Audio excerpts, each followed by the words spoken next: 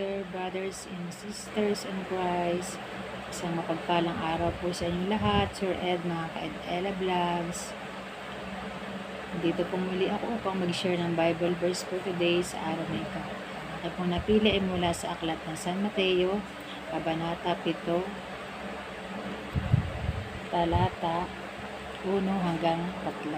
Sinasabi po dito, huwag niyong hatulan ang inyong kapwa upang hindi kayo hatulan ng Diyos, sapagkat hatulan kayo ng Diyos ayon sa hatol na nihahatol ninyo sa iba. Ang panukat ninyo sa iba ay siya rin ipapanukat sa inyo. Bakit mo nakikita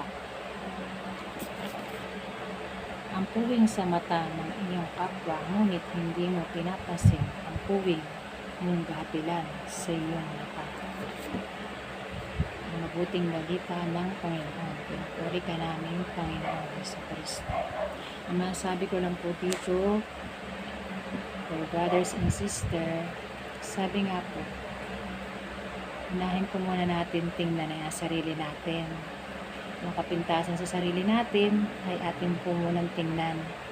Atin pong baguhin kung ano man pong kapintasan meron tayo bago po natin pansinin ang kapintasan ng iba. Pero wag po natin silang pagsasabihan na makakasakit po sa kanyang damdamin.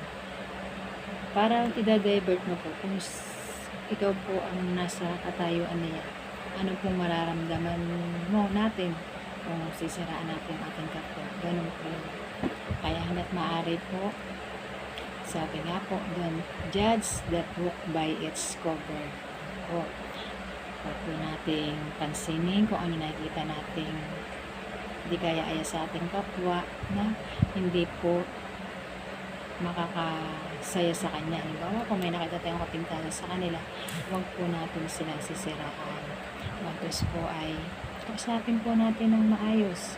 Iwan-anon po natin at ma-appreciate po niya yun. At the end, magpapasalamat pa po sila.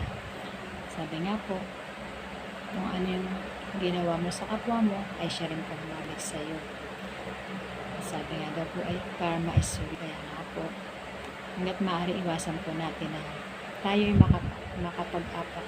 Yung huwag po natin apakan ang ano ng ating kapwa.